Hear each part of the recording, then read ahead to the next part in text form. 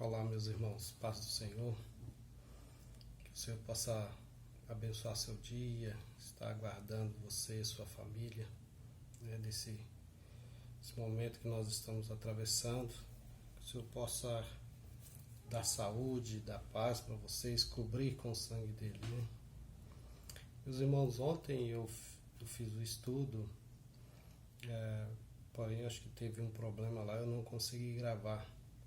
E aí eu queria trazer um resumo de tudo que nós falamos ontem, para que você possa acompanhar, a partir da próximo estudo. Bem, nós falamos sobre Gênesis, sobre a criação. Quando Deus criou todas as coisas, existe dentro do ambiente cristão, ao menos duas teorias muito aceitas, como sendo plausível a criação de Deus. Uma delas, que seria talvez a mais simples, mais fácil de ser entendida, é uma teoria que chama de teoria da Terra Nova. Seria uma teoria de que Deus literalmente ele criou a Terra em 6 dias, ou seja, em 6 dias, no 7º descansou. Então ele começou o Gênesis 1, que chama lá, no princípio criou Deus os céus e a terra, é como se fosse o resumo da criação. E a partir do versículo 2 em diante, aí vem a sequência, da criação. Falando que a terra era sem forma e vazia, no versículo 2, e o Espírito de Deus pairava sobre a face das águas, e aí ele fala, haja luz, e houve luz, e por aí foi. Até a criação do homem, que foi o último dia, e aí Deus descansou da sua criação. Nesse intervalo todo, Deus criou os céus, o primeiro céu, o segundo céu, o terceiro céu, que é o céu de Deus. O primeiro céu seria essa atmosfera que a gente vê, as nuvens aqui, os pássaros voando e tudo. O segundo céu seria o universo todo, em toda a sua extensão. O terceiro céu seria o céu de Deus, onde está o trono de Deus, onde está lá o paraíso, os anjos, aonde nós vamos morar, aonde Paulo fala lá em Coríntios, que ele foi levado em espírito, se não sabe se no corpo ou fora do corpo, ele foi levado ao terceiro céu. E ali ele viu coisas inefáveis, coisas maravilhosas. Então essa criação, no início, no princípio, foi feito tudo isso, até a criação do homem dentro do Jardim do Éden. E essa é a explicação da teoria da Terra Nova. E seria, ao ver de vários estudiosos, que isso seria dias literais de 24 horas. Então esse é um entendimento mais clássico e mais simples até de ser entendido. Mas existe uma outra teoria chamada teoria do Kepler. Ele aprofunda um pouco mais sobre essa questão da criação. E ele não se prende a uma criação de um período de 24 horas também. Há um entendimento de que esse dia que Deus fala em Gênesis não seria dias de 24 horas.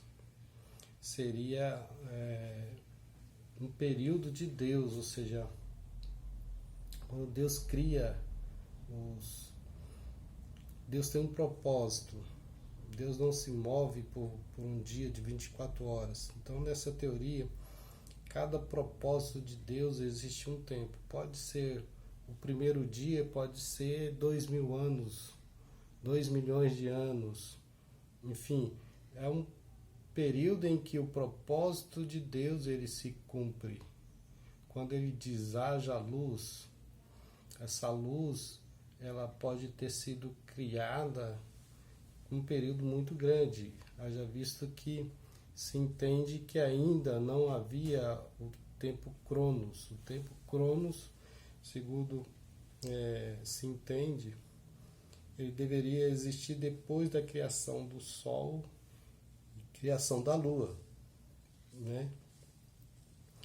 E aí a Terra começou-se a girar em 24 horas, ou seja, cada volta dela representa as 24 horas, e cada volta da Terra em torno do Sol seria os 360 ou 365 dias, né?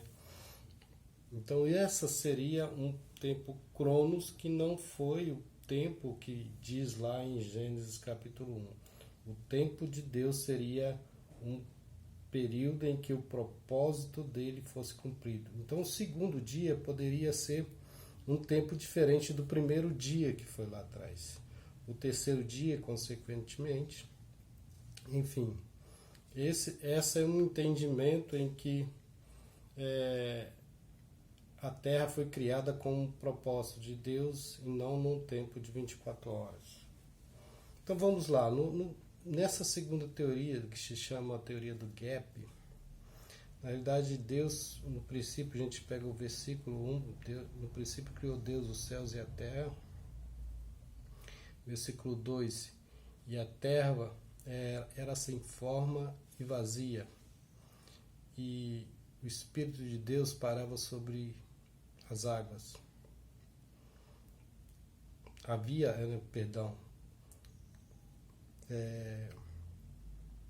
E a terra era sem forma e vazia, e havia trevas sobre a face do abismo, e o Espírito de Deus pairava sobre as águas.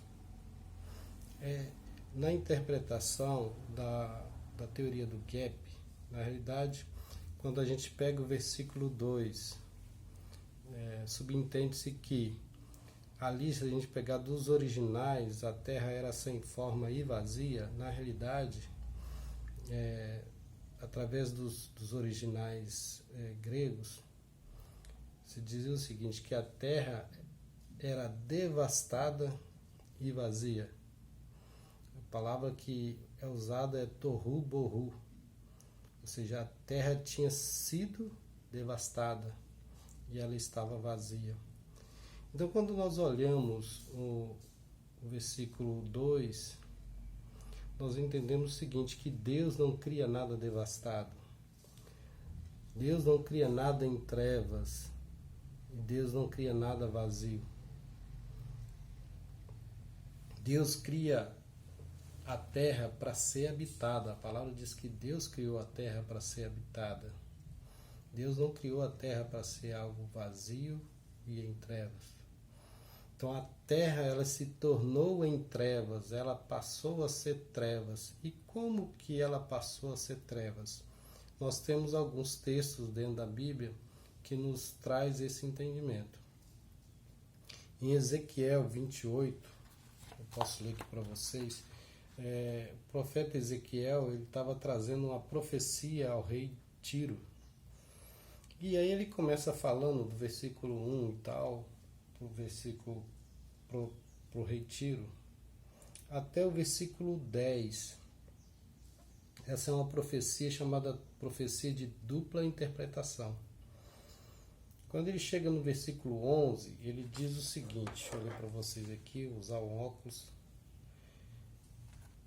Diz assim, no versículo 11 de Ezequiel 28, veio a mim a palavra do Senhor dizendo, filho do homem, levanta uma lamentação sobre o rei de Tiro e diz-lhe, assim diz o Senhor Deus, tu eras o selo da medida, cheio de sabedoria e perfeito em formosura.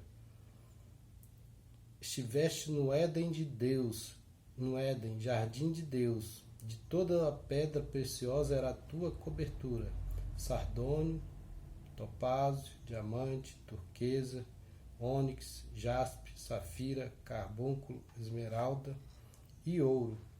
Em ti se faziam os teus tambores e os teus pífaros, no dia em que foste criado, foram preparados. Tu eras o querubim ungido para cobrir, e te estabeleci no monte santo de Deus estavas. No meio das pedras afogueadas andavas.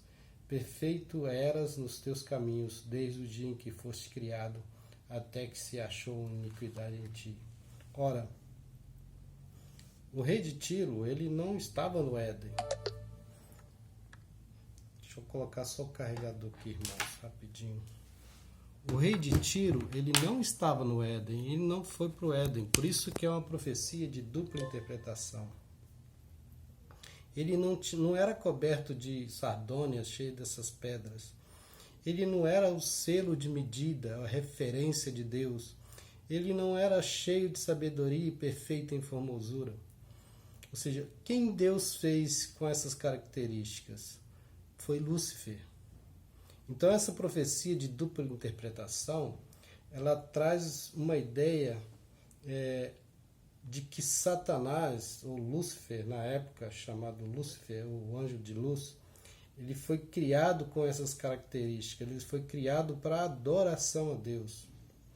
E quando entrou o pecado no coração de Lúcifer, ele se achou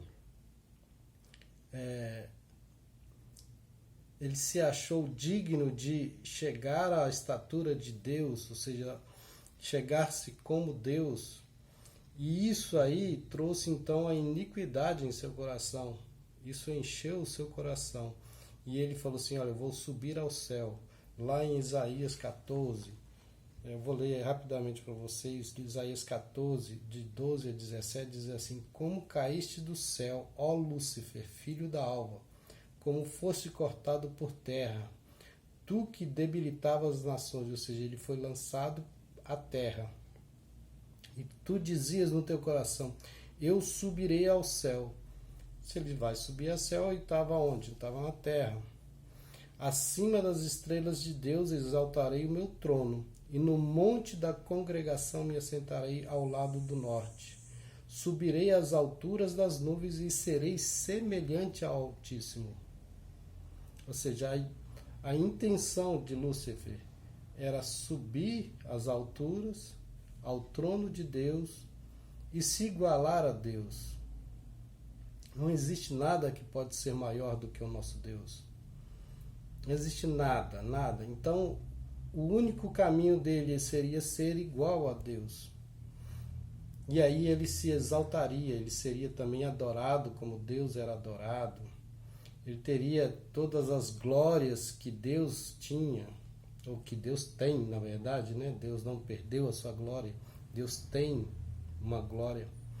E ontem eu ainda comentei com os irmãos que se a gente olhar a grandeza do nosso Deus e nós olharmos para nós aqui na Terra, a nossa fé ela precisa ser acrescida, precisa ser realmente multiplicada. Pesquisadores, se a gente olhar as pesquisas, nós vivemos na Via Láctea, né? Que é uma galáxia. A Via Láctea ela tem em torno de 200 a 400 bilhões de estrelas e cada estrela é um sol, né? Ela tem luz própria.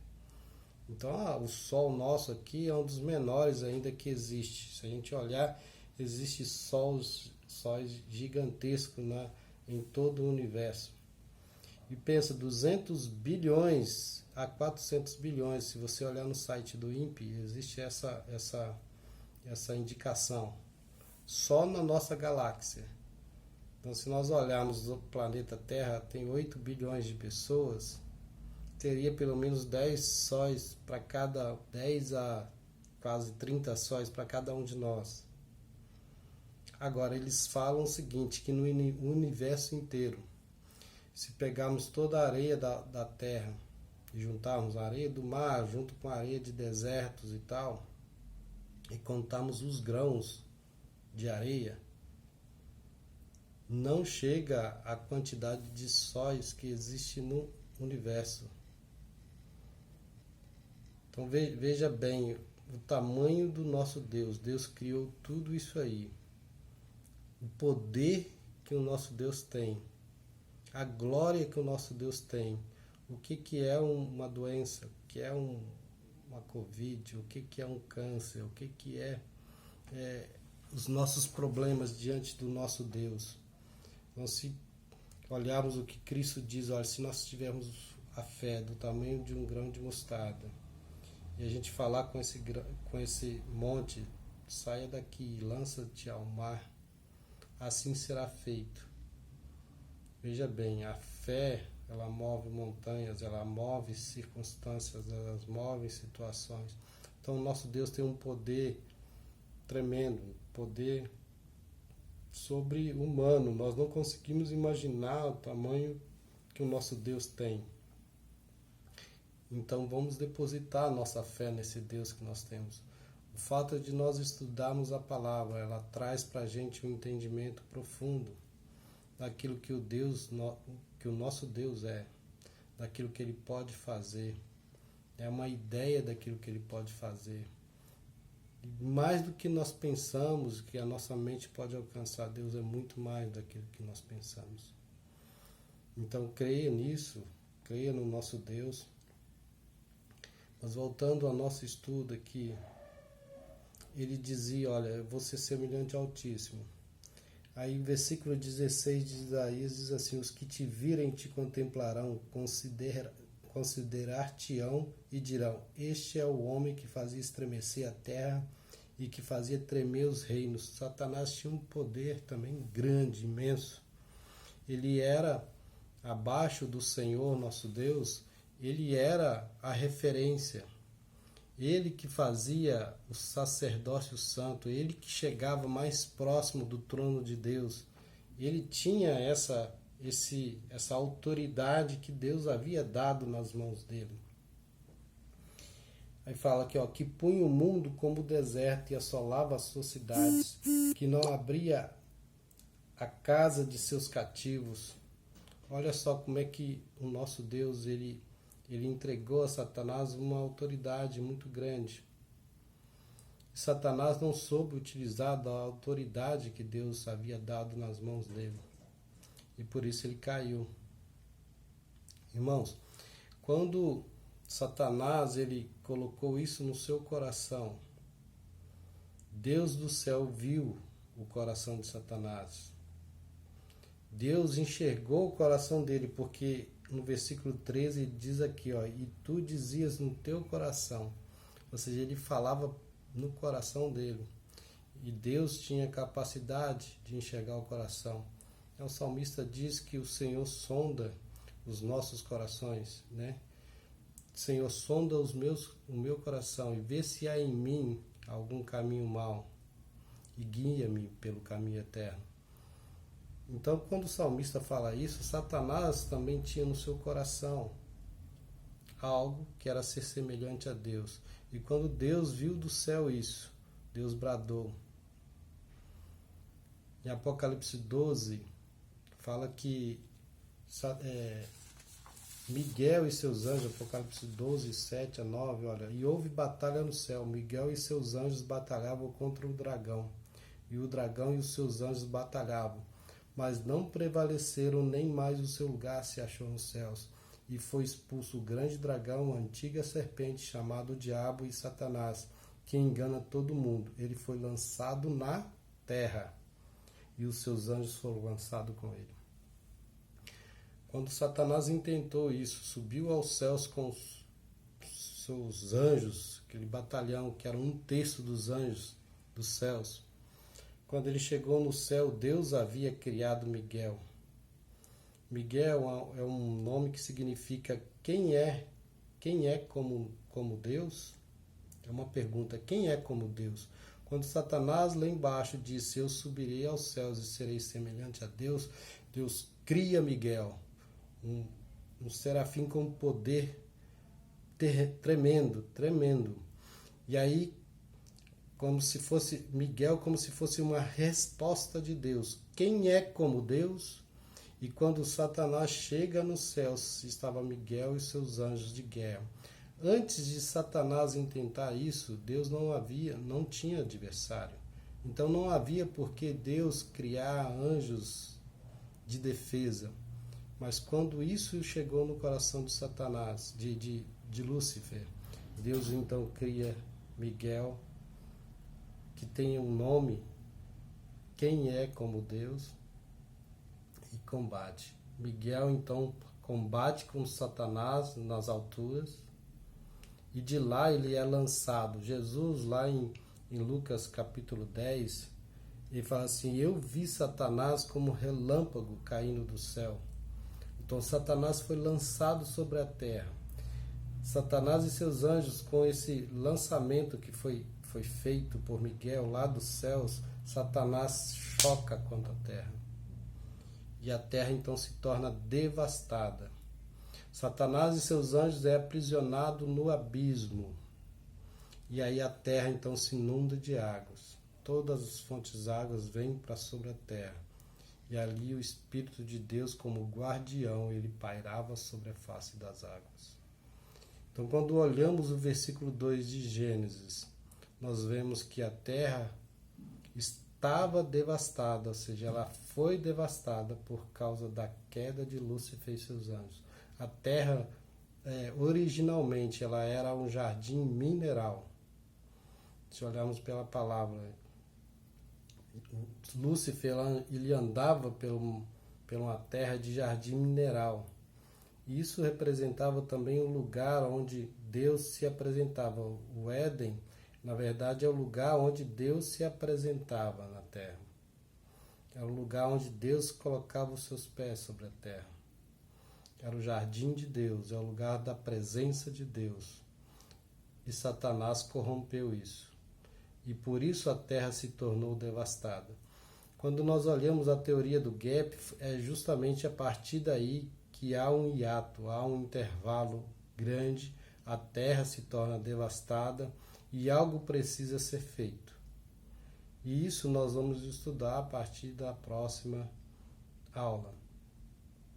É o próximo estudo que nós vamos fazer na próxima semana. Então eu queria gravar esse resumo do que nós falamos ontem. Nós ficamos aí por cerca de 1 hora estudando a palavra. Eu falei aqui por 22 minutos, 23 minutos.